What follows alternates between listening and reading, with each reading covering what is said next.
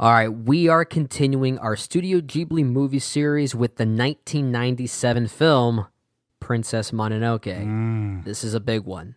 This is a very big one for reasons we're about to get into. The film was written and directed by Hayao Miyazaki, released in Japan in 1997, but was later distributed in the United States by Miramax in 1999, in which it was dubbed in English by legendary fantasy author Neil Gaiman, which is pretty interesting. Yeah. The film tells the story of a young Amishi prince named Ashitaka, who, while on a journey to find a cure for the Tatarigami curse that has infected him, finds himself involved in a struggle between the gods of the forest and the humans of Irontown who consume the forest's resources. It features the voice talents of Yoji Matsuda, Yuriko Ishida, Yuko Tanaka, Koru Kobayashi, and Akiro Miwa. I hope I pronounced those names right. It does feature for the English dub, however, the likes of Billy Crudup, Claire Danes, Minnie Driver, Billy Bob Thornton, Jada Pinkett Smith, and Gillian Anderson. And I wanted to bring up the English dub due to this amazing story I heard involving Miramax and its notorious founder, Harvey Weinstein. Oh, and this is a great story. This is great. Let's start with this here. So, and I read this from the IMDb trivia page, so I'm quoting it verbatim from there. When Harvey Weinstein obtained the North American distribution rights, he approached Miyazaki and insisted on a shorter version that would be better attuned to American audiences. However, Miyazaki was still very upset by the heavily cut version of Nausicaa of the Valley of the Wind in 1984, which we talked about, JD. There was a version of that film called Warriors of the Wind that was so severely truncated that Miyazaki was so displeased with it. Yeah. And because of that, Miyazaki angrily left the meeting with Weinstein. Several days later, Studio Ghibli producer Toshio Suzuki sent a katana sword to Weinstein's office with the words, "No cuts," embedded into the blade. Yeah. The film was then released in the United States in its uncut version. And apparently when asked about the incident, Miyazaki simply smiled and said, "I defeated him." Love that. I love that so much. Yeah. It is important to state this story because it's such a relief that we got to see the film that Miyazaki had intended. Yeah. It apparently had a rigorous production process. It included 144,000 cells in which Miyazaki retouched roughly 88,000 himself. Yep. Not to mention the integration of computer animation in certain scenes, which altogether apparently made this the most expensive Japanese movie at the time of its release. Yeah. But the results were majorly rewarding, as Princess Mononoke went on to become the highest-grossing film in Japanese history, beating the record set by E.T. in 1982, Yeah. but was only beaten several months later by, of course, Titanic. Of course. Yeah. And ironically, James Cameron! and ironically, 12 years later, what would James Cameron do? Make his own version of Princess Mononoke Yes, he that would. was certainly not as good. Now, Yeah. okay, JD, I just spat out a lot of history there, but it is worth talking about this history Yeah. as this is not just a beloved film for us. It's an important film across the entire landscape of animated cinema, so I think that context is important. We both love this film. I mentioned it on episode 500 as among my top 10 of all time. So let's talk about this thing. What do you think of Princess Mononoke? Okay, so you noted a few shows ago that this is in your top 10 of all time and your favorite animated movie ever made. This is very high for me as well. It is in my top 5 at this point. It is my number 2 Ghibli film. It is my number 1 Miyazaki film. The Wind Rises, that rewatch has a lot of work to do because this film is incredible. And perhaps what's most surprising is how deeply indignant it is, because everything we've seen with Miyazaki up until this point has been full of wonder and awe. His movies are magical and endearing, but this is an angry movie. This is Miyazaki at his most incandescent. And I think that's what eradicates any potential redundancy this film has, thematically speaking, because this isn't Miyazaki's first rodeo examining the clash between environmentalism and industrialism.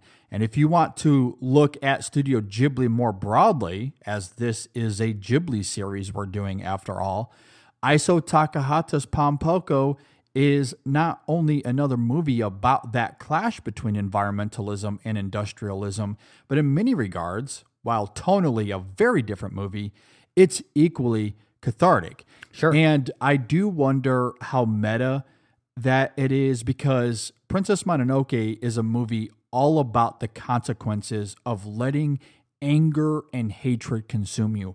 Perhaps this is a movie about Miyazaki's own journey of grappling with his anger toward modern society and its lack of compassion toward the natural world.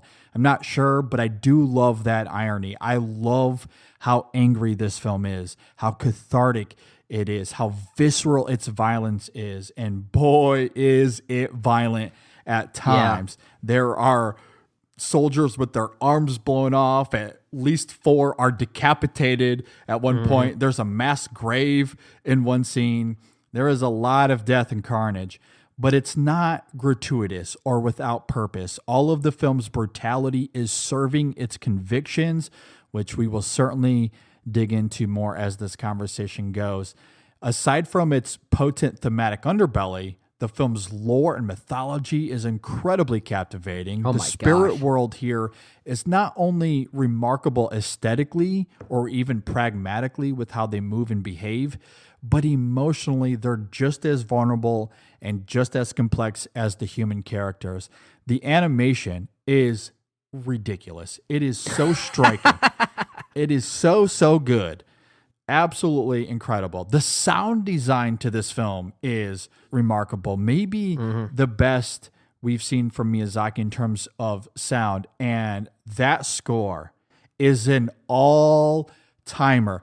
To me, and you noted a few weeks ago, Brennan, I believe with Spirited Away, that you thought it was Joe Hisaiishi's best score. Yeah, maybe. This one is his best score to me. This is an all-timer. This is a top 5 score as far as I am concerned. It's absolutely breathtaking. It is riveting.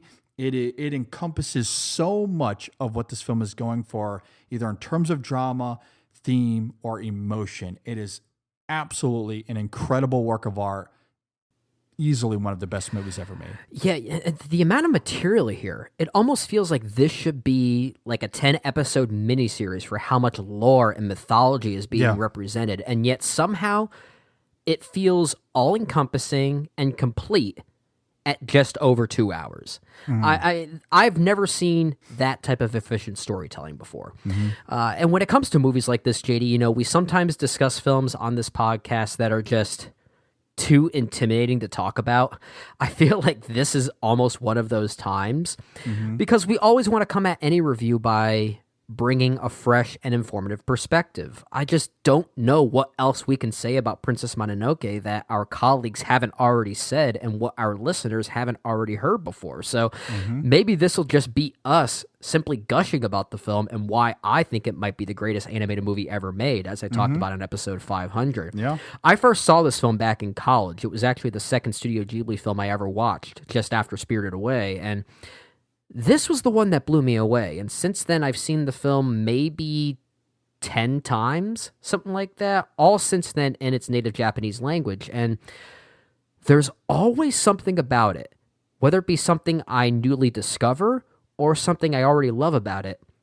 Something about it just always makes my jaw hit the floor, which is interesting because at its core, this is actually a pretty traditional story. There are a lot of American sensibilities here. It borrows a lot of cues from classic westerns and fairy tales. In fact, apparently John Ford was a big influence on Miyazaki while making the film. It's just visually and sonically and topically, I've never seen this story done with this level of worldly detail and beauty and thematic complexity. That notion right there will probably be the basis of our conversation, JD.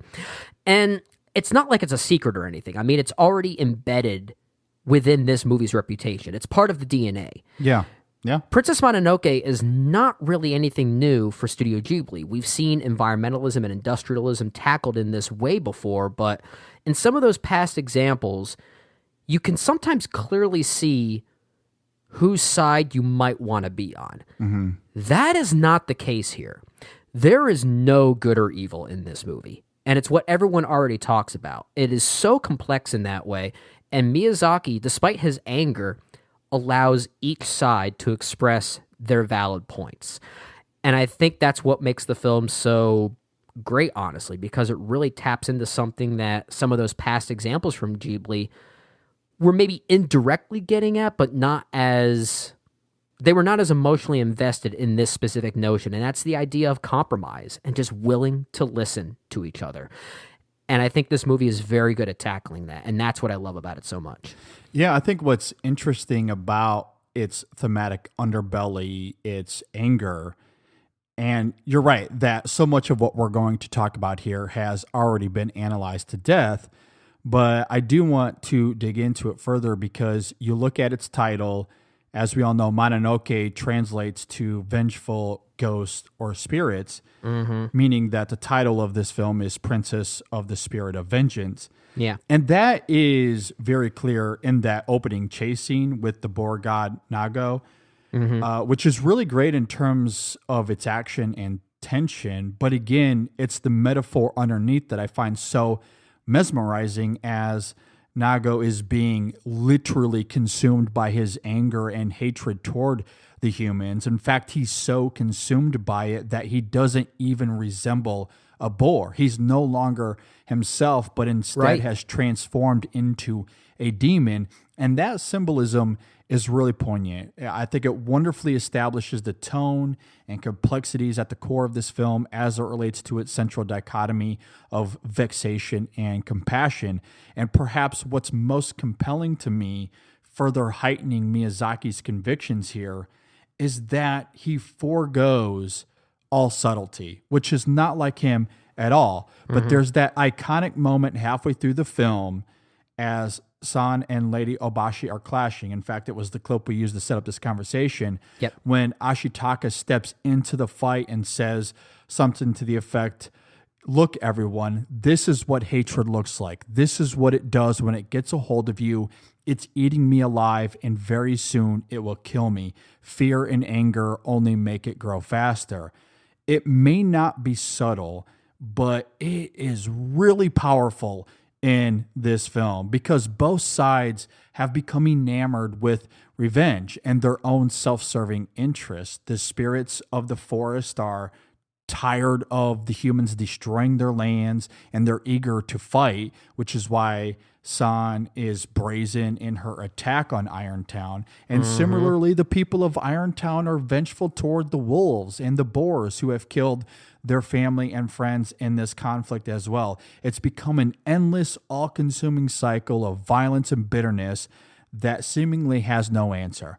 But that's what makes Ashitaka one of Miyazaki's very best characters. He's so good, so compelling. He becomes the cipher in which Miyazaki pleads with every ounce of conviction in his body for compassion.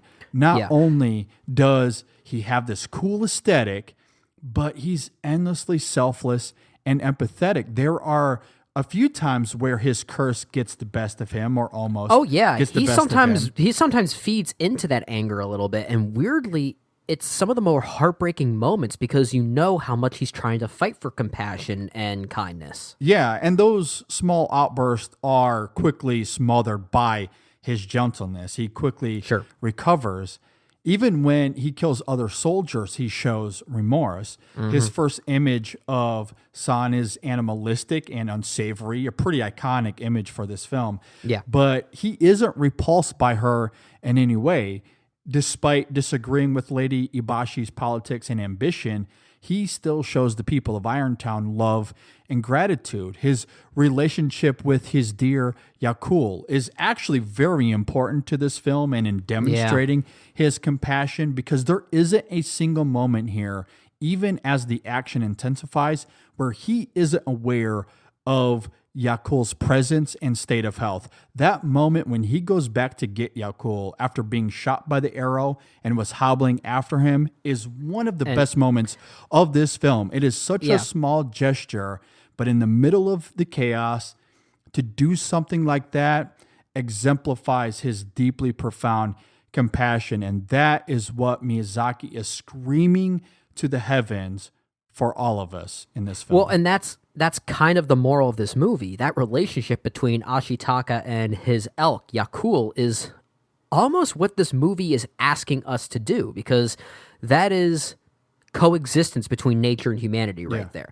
And that relationship is ultimately what that is, which is what most of these other demographics are failing to acknowledge. This is really a movie where the conflict itself is the main villain. And while it might not be subtle, to your point, that moment where Ashitaka comes out and directly states the hatred that is essentially birthing this demon inside of him, and the same thing that happened to Nago earlier on in the film, that boar.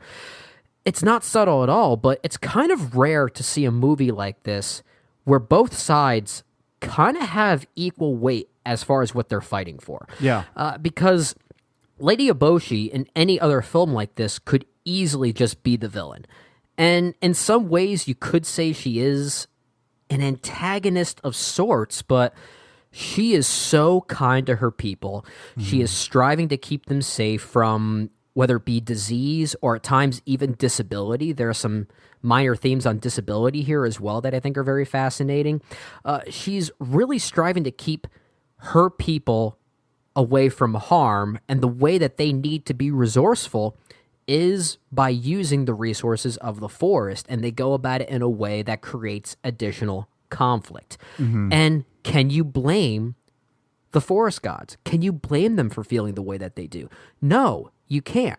Yeah. And that's where this film is so fascinating. I love the way that it's paced in making that clear for us, because Ashitaka first experiences all of this from the perspective of Lady Eboshi, and then when he leaves, he experiences the exact same perspective, only from, Mononoke, or San specifically, and Moro, and the boar gods, and what they represent. And at times, conflict exists within themselves. They start to fight against their own beliefs.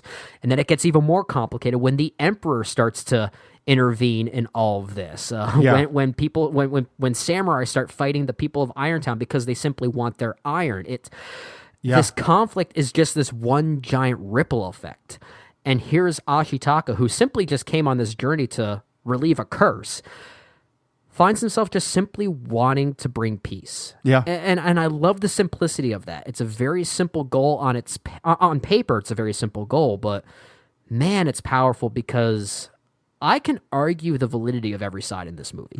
That is hard for any movie to pull off. Yeah, I do think there is a balance here. Now, perhaps as we go here, maybe we can see if that pendulum swings a little bit, because I do think maybe it does ever so slightly. We can get into that. But I do want to echo your thoughts on Lady Ibashi, though, because while the spirits of the forest are simply angry over humanity's ambitions and how they're destroying the forest, with Lady Ibashi, it is more complicated. Her business is morally ambiguous, for sure. She has no regard for the forest and the creatures that reside there. At one point, as the wolves attack them on this hillside, some of her men fall off a cliff, and she leaves them behind with no empathy whatsoever. She apologizes later, to be fair, but still it says something about her that in that moment she had no regard for even her own people. And that ethos shows up again later as she brings war to Irontown because of the choices she makes and her ambition to go into the forest to kill the deer god.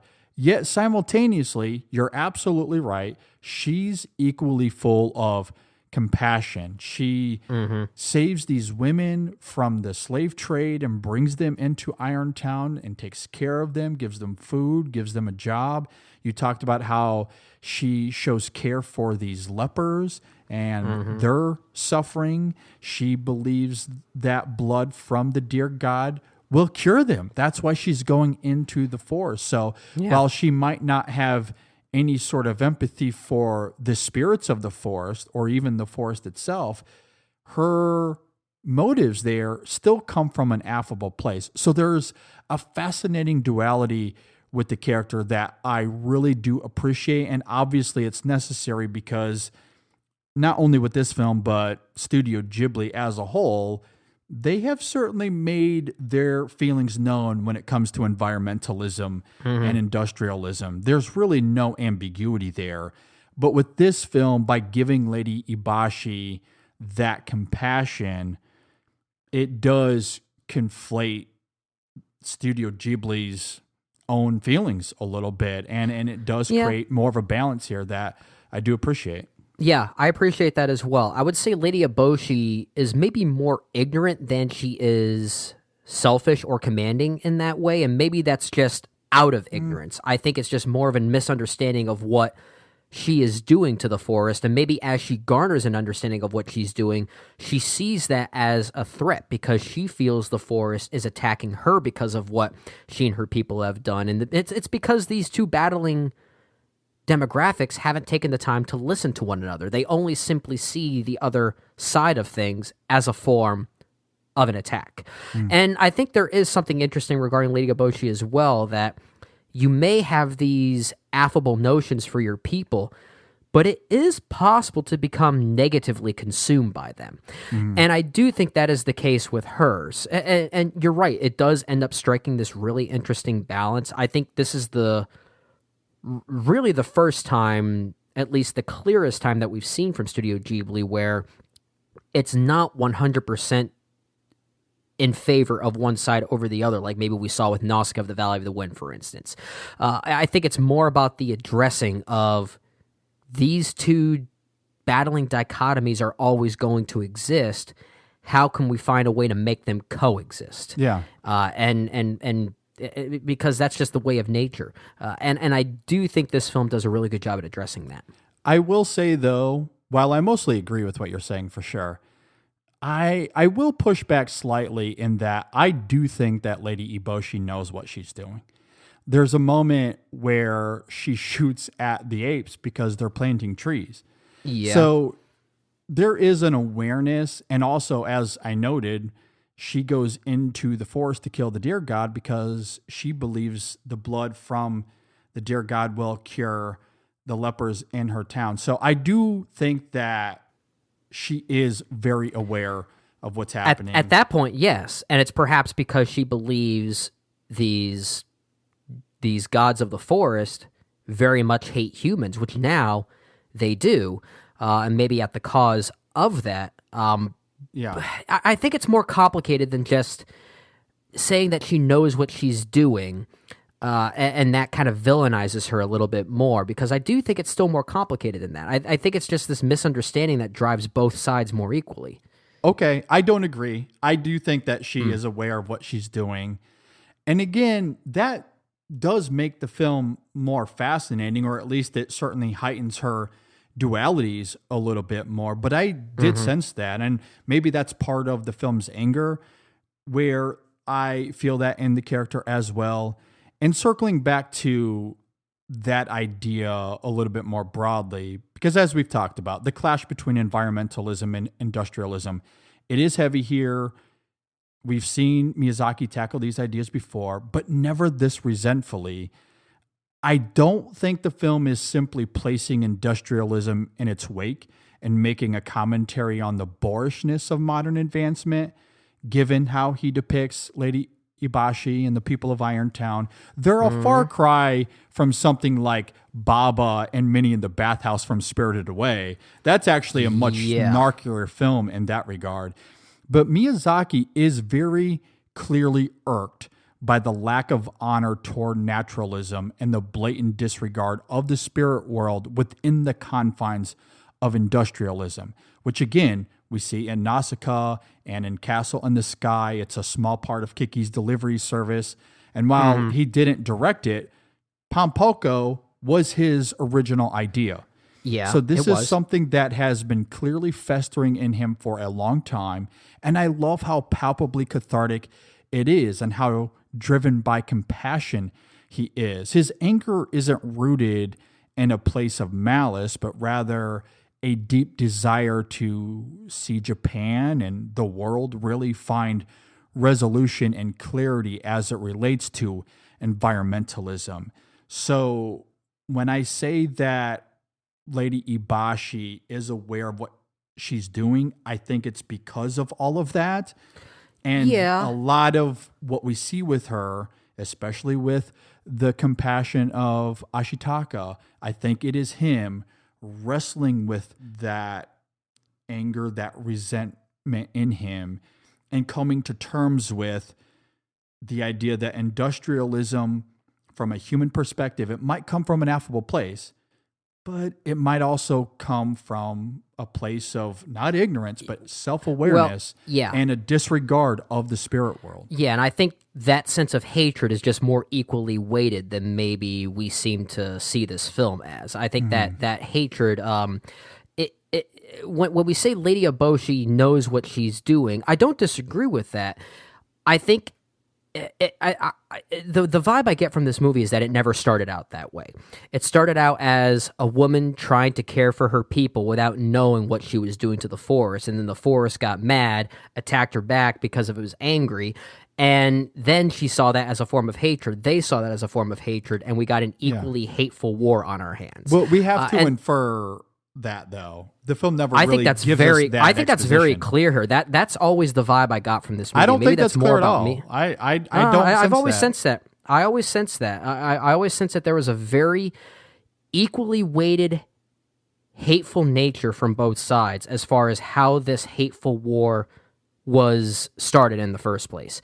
I always got that, and I think otherwise it doesn't really maintain that moral ambiguity as much as I would personally like. So maybe this is more on me. Maybe this is more projecting myself and my feelings into a movie I would rather see. But I do think there are some interesting things there. I like that dichotomy very much. Well, I think maybe I'm doing a little bit of the same, but coming in from a place of, again, the anger of this movie, the resentment of Miyazaki here, and also Studio Ghibli's history with these themes. When I look at it through that prism, I don't get a sense that Lady Ibashi started all of this with some sort of affable idea. I don't know if that's the case based off the history of Miyazaki and what we know from him as a storyteller. That's, I think, where I struggle with that idea. But I do like that because there is a world where he creates her as this very conventional villain because of his anger and resentment, as we've seen in all of the other movies we've already referenced. But he doesn't do that because I do think he's starting to see the other side of the coin, the good things that can come out of industrialism. Absolutely. And that is certainly shown, depicted in the compassion through Lady Ibashi for sure. But I don't know if this film ever, at least for me, it never gives me that sense that it started off from a good place, because the consequences of what's happening to the forest are very clear, and those spirits would have never have attacked if not provoked by all of the forest crumbling beneath their feet. And I think that's why the film has the attitude it does. Well, I guess that's the question. What was the form of provocation then? Was it because humans automatically hated the forest, or did they just not know that the way that they want to support their own people by cutting down the forest would lead to this thing? Well, I guess that's kind of the question. It's a good question. Certainly part of it could be interpretation as well, because when I hear the spirits talk, they talk as if their anger is coming from a place of what the humans have done, not that they're inherently volatile toward humans simply because of their existence. Well, it's because and of course they would think. Of course they would think.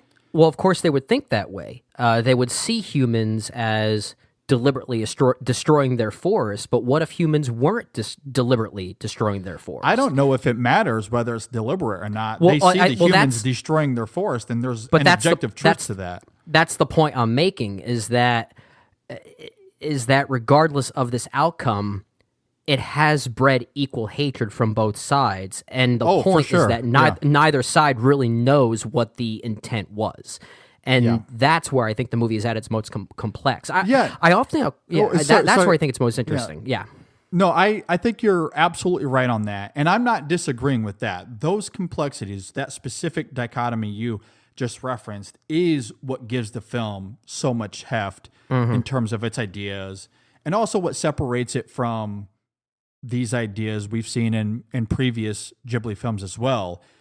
I guess where I differ is that I do think the film, at least my interpretation of it, does seem to suggest ever so slightly that, and again, maybe this is coming from the prism of Miyazaki's history and his unambiguity with all of this, that industrialism was the provocation, and that the spirits are reacting to that. That is the difference. I do agree with you. Those complexities are there. No. But as far as where it started to lean first, I think Miyazaki is suggesting industrialism. Okay. That I don't disagree with. I guess my argument was the why of that provocation, not just the what.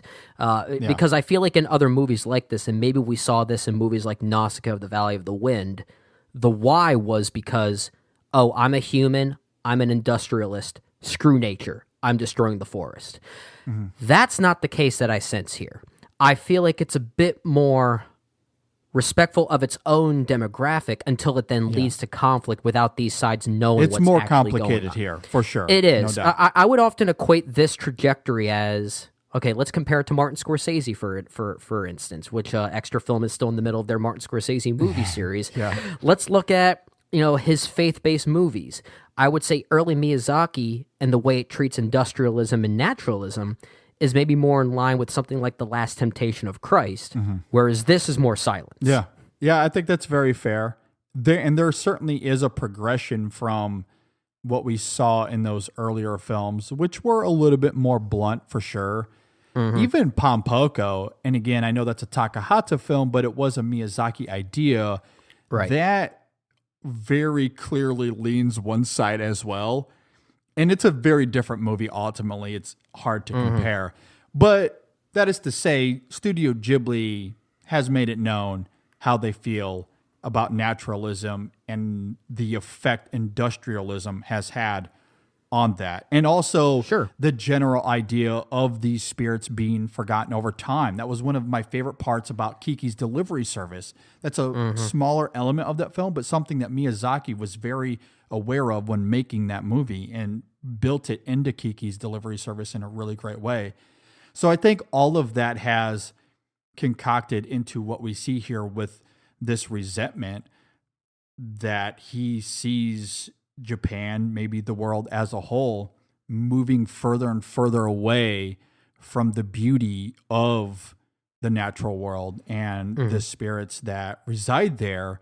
And he struggled with his anger, and then this is the result of the catharsis that comes out. Yeah. That's how I process this movie and what I think he was thinking when making it, which is why ultimately I lean to industrialism being the provocation here and why the spirits react they do. But you are right that the spirits might have misinterpreted the intent. That's my thought. Although I do think that Lady Eboshi is aware of what she's doing, but her intent might not be necessarily I'm killing for killing's sake, because that's clearly it's not the case. Communicated to the spirit gods in the way that it should have been. Yeah. And that breeds even more anger from their side. And the spirit gods here, the gods of the forest, they're very monstrous, more so than we've seen from other Miyazaki films. They're very threatening, they're very scary, and this might be a slight spoiler, but when the deer god at the end does literally lose its head, it becomes this literal muck of hate, is basically what it turns into. And it's one of the first times we've really seen the spirituality of a Miyazaki film as something this threatening and frightening. And that's where I think it's even more interesting too. And not to say that it puts blame on the spirit world. That's not what I'm saying.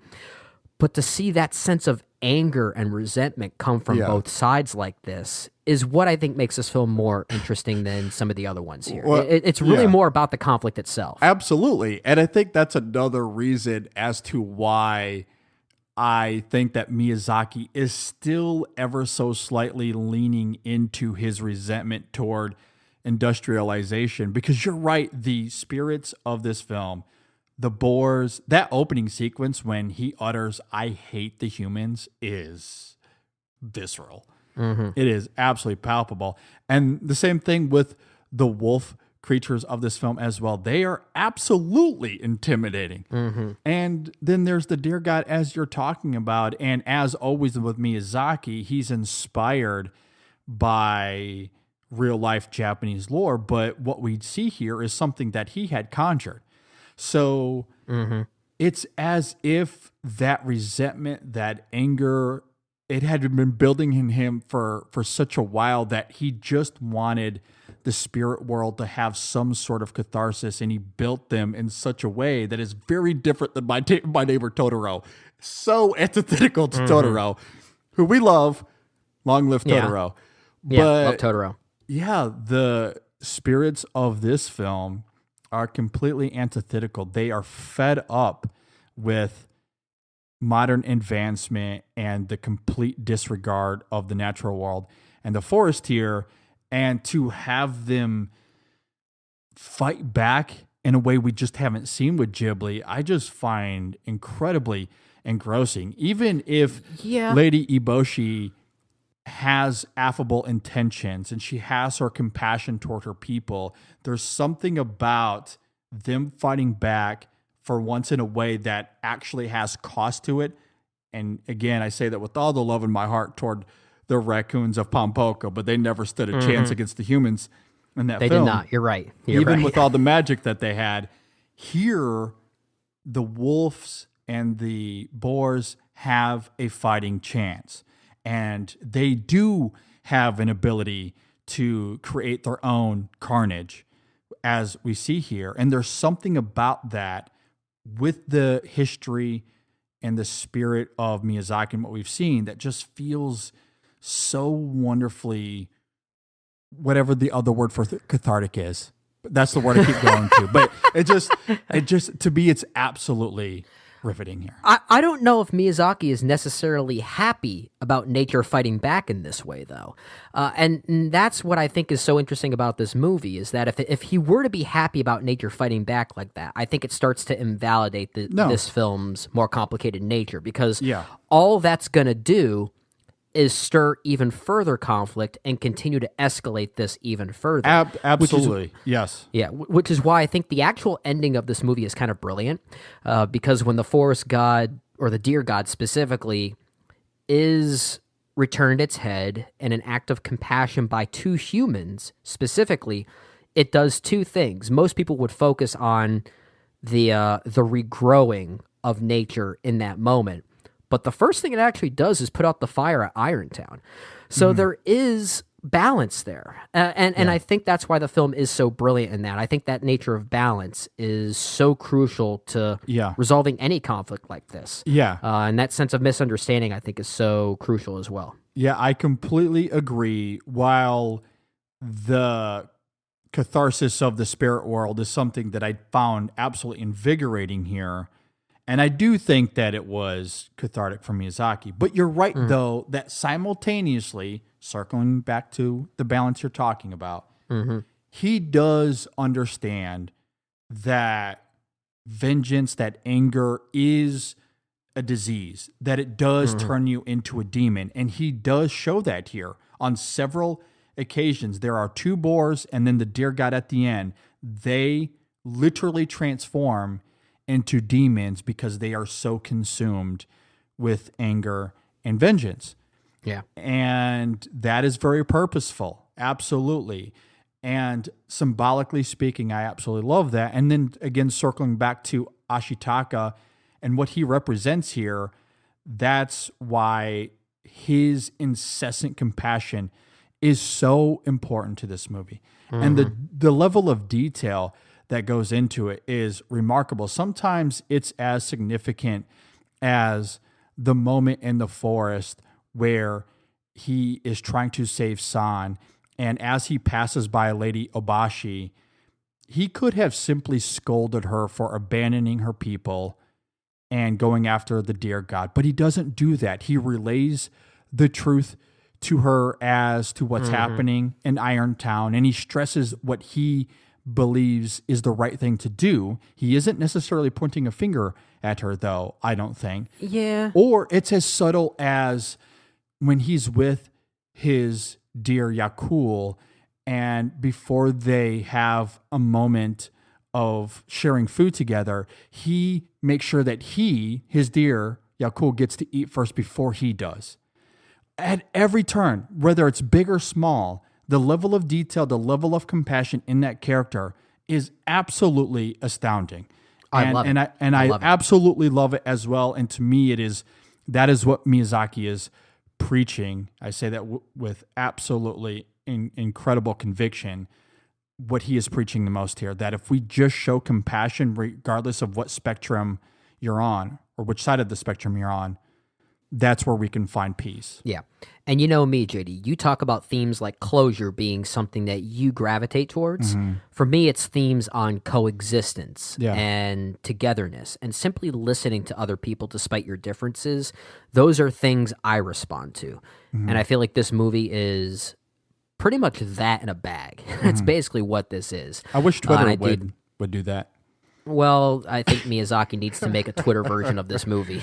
Yeah, for sure. Oh my gosh, that would be a scary thought. In the world of technology only, how would nature feed into that? Man, that is, oh my gosh, I don't know how Miyazaki would do that. Yeah. We can only speculate there. Let's go ahead and get to some final thoughts, JD. So what final thoughts do you have on Princess Mononoke? Okay, I want to talk more about Ashitaka because, man, this character is not only one of Miyazaki's best, honestly, one of the best animated characters of all time, maybe just one of the best characters in film that we've seen. I love that he is always leaning into his convictions, even when he sees Lady Ibashi at her worst, such as the moment where she's talking about her ambitions to enrich Irontown despite the consequences.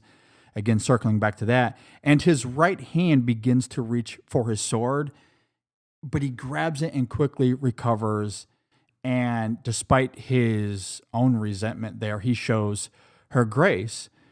And then I love that immediately following that, he circles back to the women of Irontown, goes over to see what their job is like, and just gets involved, starts helping them out there.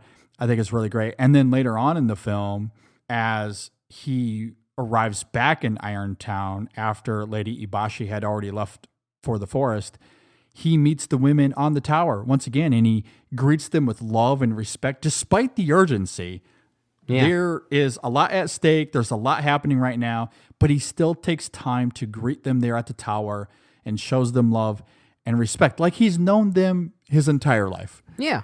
It's incredible. Or how about the way he talks to Moro, the wolf god, about his own anger? He treats Moro the same as he does Lady Ibashi. He sees the fear and distrust Moro has for humanity and pleads for peace in the exact same way. And there's, of course, Ashitaka's relationship with San, this young woman that the people of Irontown despises and maybe threw to the wolves. I'm not sure if Moro says specifically, but he does speak to how San was very literally thrown to the wolves and abandoned by her own people. And yet Ashitaka still sees her humanity. Even if she doesn't, he still sees it and shows her love and empathy. There is never a moment in this film where he doesn't show compassion and love. And the way Miyazaki goes about depicting that here in a movie that is otherwise indignant and angry is absolutely incredible to me. What would have happened to the world if Ashitaka didn't exist? I don't know. Honestly, I don't know. It probably wouldn't have lived much longer than it did. Yeah, it's absolutely incredible to me. And again, even as the stakes amplify themselves, I just love the small, quiet moments that he has throughout the film with either other characters, the spirits of the forest, Yakul, which that relationship, as far as human-animal relationships go, up there with the best. Absolutely. Oh, yeah. Up there with the best. I don't know if we've ever done a top 3 of that on the show, but if we were to revisit that list, absolutely this is in my top 3. You know a movie is good when it spawns a top 3 idea. Oh my gosh, it is absolutely remarkable. I can't I cannot begin to articulate, Brendan, how moved I was by the small gesture. It's such a quick moment in the film, but the gesture when Yakul was hit by the arrow is struggling to hobble behind him, and he stops what he's doing, goes back and gets him, and carries him forward with him. He doesn't leave him behind. It's such an incredible moment that the film could have easily have cut out. Did not need to show that necessarily, and yet it gives so much more heft to the film, I think. Yeah. I absolutely love it. Or the moment where he again pauses to show gratitude to the wolf for leading him out of the forest right before the third act begins. Did we need that? I don't know, but it says a lot about him, I think. Well, I think that's the thing. Do we need a lot of these moments from a narrative standpoint? Maybe not, but it says a lot about these specific characters, especially Ashitaka. I mean, even the character of Jigo, I believe it is, who's essentially working for the Emperor here as this tracker of sorts. Yeah. Even at one point very jokingly says, whose side is he on anyway? Yeah. Exactly. It is very direct, thematically speaking, it is a bit on the nose, maybe a bit too on the nose for me. That might be my one complaint about the movie, but it's such a throwaway comedic line that I kind of have to accept it because it is pretty funny and almost self-aware and almost meta in the way that it's addressed. It is funny, but appropriate because he isn't really on anyone's side. It's honestly a great question to ask. Whose side is he on? And obviously he's not on anyone's side. He's on the side of compassion. And ultimately, I come back to that as Miyazaki here. Even though we know how he feels about industrialism, maybe he's slightly still leaning toward his anger toward industrialism, but ultimately he does come back to and grapples with that resentment and comes back to compassion with Ashitaka. As he still recognizes the necessity of industrialism for these people. And that's something I think is so interesting, is that this is a movie that doesn't necessarily say industrialism bad or anything like that. There is a necessity for certain people like this. And in the case of Lady Eboshi and her people, they actually thrive on this. It's what keeps them alive. It's what keeps them safe. Although maybe that safety is due to their own ignorance and what they cause in the first place. But it is something that they still need to survive in this specific world as it is. And I do love that Miyazaki is at least recognizing that technology is not necessarily a bad thing. It is kind of reminiscent of what he did with Castle in the Sky, which did start to dabble in that sense of coexistence between these two extremes. But here, it's kind of the literal embodiment of the whole movie. And I think one of the more fascinating components about the clash between it all, and this is a spoiler, so heads up for those that haven't seen Princess Mononoke, but at the very end of the film, we come to learn that through the deer god spewing his demon juice all over the place. The muck, I think they call it the muck or something like that. Yeah. It heals the lepers. Yeah. They are healed at the very end of the film. So it is Miyazaki suggesting that Lady Ibashi's beliefs, her motives, were actually correct. She wasn't wrong. And actually, while she was out to kill the deer god, from a certain perspective, it is her understanding that a sacrifice needs to be had to heal these people. And so it is the clash between the spirit world and the practical world coming together. In a weird, out-of-bounds way, it is Lady Ibashi not disregarding the spirit world, although I still think that's what it is, but understanding that she needs it. She needs the spirit world to heal these people. And that's why she goes after him. Now, could she have done it in a different way that was maybe a little bit more morally upright? Yes. Well, that's the but- thing I think she learns. That's Yeah. what I think she learns by And she the end, does learn especially that by when the she- end. Yeah. Especially when she says at the end, in a shocking way, "Can you believe it? Carried to safety by a wolf." Yes. And that irony too. Yeah. Yeah, that irony there too. Absolutely. So I do love that Miyazaki grappling with his own resentment, even within the context of the world, he brings all of that together. And that clash does become a unification of sorts, which I think is absolutely incredible. And then to speak to the dear God real fast, I also love that this is a God of life and death. I love the visual that with each step he takes, it sprouts new life only for it to wither away a few seconds later. And that he, at his own discretion, can choose life and death. I love the irony that he chooses life. He chooses to heal the human characters, Ashitaka and San, but the spirit gods, Moro, Nago, Akuto, he lets them die. Yeah. And it's a little ambiguous as to why the dear God chooses what he does, but I do love those ironies there. And again, visually, it's just absolutely striking. And then my last final thought, I actually got two final thoughts here real fast. I know I'm kind of rambling on, but it's Princess Mononoke. You have to bear with me here. We've earned the right to ramble on at this point. Yeah. Speaking to the relationship of Ashitaka and San, it is absolutely incredible to me. And I love that, Miyazaki is so good at establishing in all of his movies, not just this one, these deep bonds between characters without manufacturing conventional romantic tension. It's something we saw in Porco Rosso, Castle in the Sky, Kiki's Delivery Service, and we see it here with San and Ashitaka. Now, if we were to see a sequel to this movie, did they have a life together? Maybe it did eventually lead to some sort of romanticism, but the choices made by those two characters here are not rooted in any sort of romantic tension between the two. Right. They just have a deep bond that they share. And it is really endearing. Like when he puts his arm around her at the end, I felt that. Like I really too. found that incredibly charming. Miyazaki is so good at disregarding the sexual nature of a romance and making it more about mutual respect and understanding. Yeah, absolutely. Absolutely incredible film for all the reasons we talked about. My last final thought, I mentioned this in my opening thoughts, but it's worth repeating. The score to this film is fucking incredible. I It is often so hum good. it randomly during the day. Oh my God. I listen to it all the time. It is one of the best score. Oh, so good.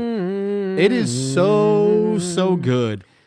And honestly, that clip that we used to set up this conversation, because it is playing prominently in that moment, coupled with the performance, and not just on the Japanese side, but kudos to Billy Crudup as well on the English dub side. Yeah. Because I think he's also really great in that moment. I don't hate this English dub either. I don't love the writing of it as much. I think the poeticism Yeah. of Miyazaki gets lost. I don't love Neil Gaiman's adaptation as much, but Yeah. I think the performances here from Billy Crudup, Claire Danes, and Yeah. Minnie Driver and such, I think they're actually pretty good. I agree. The writing is, and it's also very different. True. So, I mean, there are a lot of changes to the writing, but the performances I really do like in the English dub. Either way, though, that moment is really great because of the animation of it, what it means for Ashitaka to get in between Lady Eboshi and San in that moment, and the dramatic tension of it is so good. The performances are great there, but that score heightens that moment so impeccably. It is one of Miyazaki's best moments, hands down. I absolutely love it. But this whole film is phenomenal. For all the reasons we said, I've talked a lot here, but I just want to echo the score. So good. This movie is so good. Yeah, I Love it. agree. That's why it's my favorite anime movie of all time, at least at this point as we're talking about here. And JD, I look back at the conversation we just had. I think the quote-unquote slight disagreement that we had a little bit earlier almost seemed a bit pointless because I feel like we somehow came around on the same thought anyway. It was more about the what of the provocation as opposed to the why of the provocation. Yeah. And we ended up at the same point anyway, which I thought was kind of interesting. You know, we Yeah. agree often. I feel like sometimes we just find reasons to argue, even if those reasons make no sense whatsoever. Yeah. And I feel like that may have been the case here. But I really don't have many final thoughts on this film, JD. I feel like we have covered the basis on why Princess Mononoke is among the best animated movies ever made, if you ask me. It is, at this point right now, my favorite Studio Ghibli film. And I say at this point right now because I still have to rewatch some of these others that I love quite a bit. But I don't see it changing. This was the one that really turned me on to Studio Ghibli when I first watched this in college. And a lot of it was because of that score by Joe Hisaishi. It only takes a few seconds for the title card to hit, and that score pops up. And my first thought was, that is a musical score. Yeah. That is a score. Yeah. And when that happened, I thought, there's no way I'm going to forget that. It's just so instantaneously memorable. Yeah. And the whole film, I think, is, I cannot wait to watch this one again in a theater. It actually played in a theater pretty close by in preparation for this review, and seeing it on a big screen is so rewarding. It's so rewarding. But the whole film is great film. We'll have some more thoughts on this on our Letterboxd page that you can check out at letterboxd.com/InSessionFilm, where JD is having a running retrospective and ranking of sorts with all of these Ghibli films in this series. A lot of good heavy hitters in that list, and I cannot wait to see what that list looks like as we complete the series. Yep. Let us know if you agree or disagree with our takes. You can leave us a comment on Facebook, Twitter, Instagram, or simply email us InSessionFilm@gmail.com.